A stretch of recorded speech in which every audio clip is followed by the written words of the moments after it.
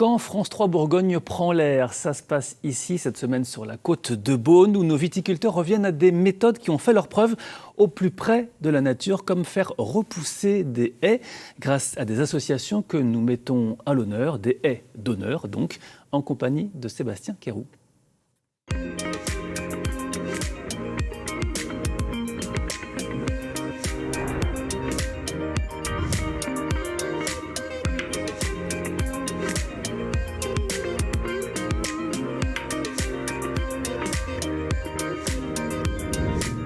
Bienvenue sur la colline de Corton en Côte d'Or, une colline majestueuse qui surplombe les villages d'Alox-Corton, Pernan-Vergelès ou encore Ladois-Sérigny. Une petite montagne désormais protégée par la loi de 1930. Mais pour la protéger, il faut aussi préserver sa biodiversité. Bonsoir Vincent Rappet. Bonsoir. Vous êtes vigneron à Pernan-Vergelès et autour de nous, on voit quelque chose d'assez rare. Ce sont des haies autour de vos vignes. Pourquoi des haies ici ?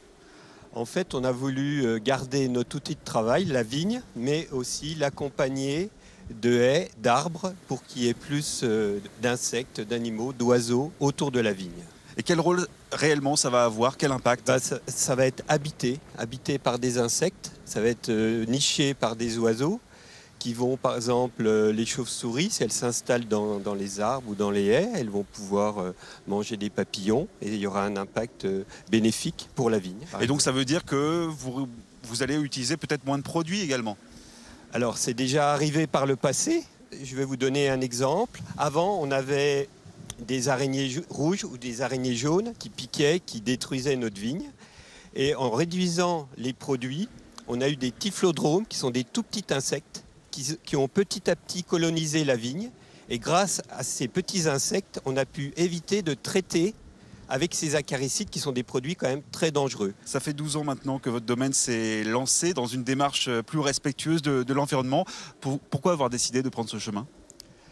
On voulait préserver pour l'avenir, donc moins de désherbants, comme ça les sols sont quand même beaucoup plus vivants.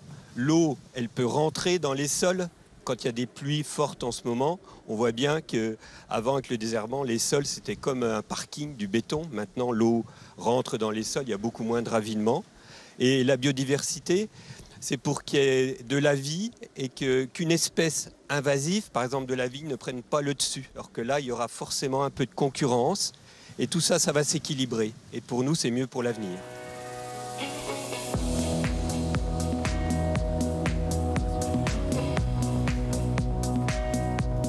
Et on se trouve maintenant en compagnie de Christophe Deola. Bonsoir. Bonsoir. Vous êtes vigneron, mais aussi président de l'association Paysage de Corton. Rapidement, quelles sont les missions de cette association ?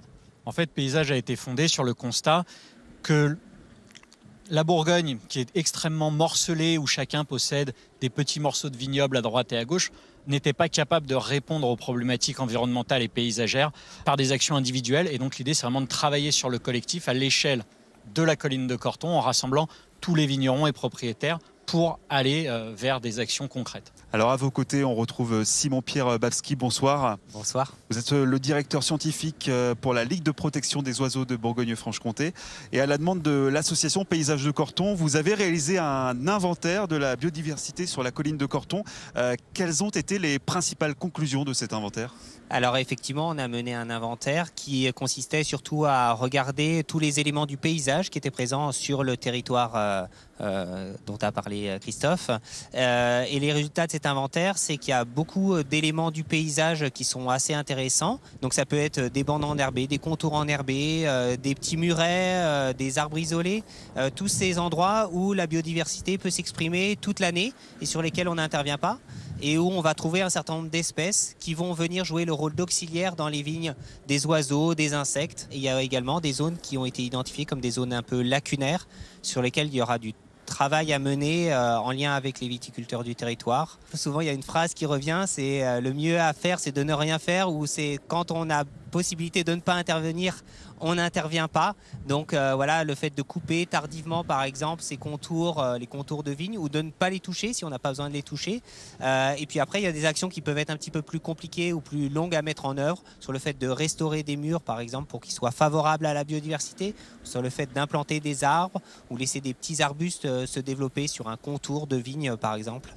Christophe Deola, ça signifie aussi un changement de mentalité côté vigneron. Est-ce que les viticulteurs d'Alox-Corton sont prêts justement à changer leurs pratiques? Eh bien, effectivement, l'idée c'était de s'appuyer sur le diagnostic de Simon Pierre pour se dire si on doit planter des arbres, des haies, où est-ce qu'il est le plus pertinent de le faire, où est-ce que ça a le plus d'intérêt pour la biodiversité. Et de la même façon, on a aussi prévu dans le courant de l'hiver une formation sur la restauration de murs en pierre sèche pour aussi sensibiliser nos adhérents à l'intérêt d'avoir des murs ouverts où on va pouvoir avoir des oiseaux qui viennent nicher, des lézards, etc. Mais en tout cas, merci à tous les deux. Et puis, il est important de noter que de plus en plus de vignerons sont conscients des enjeux écologiques. La preuve, aujourd'hui, en Côte d'Or, plus d'un tiers des surfaces de vignes sont passées à la culture biologique. Demain, il sera question de vente de vignes à de très riches investisseurs.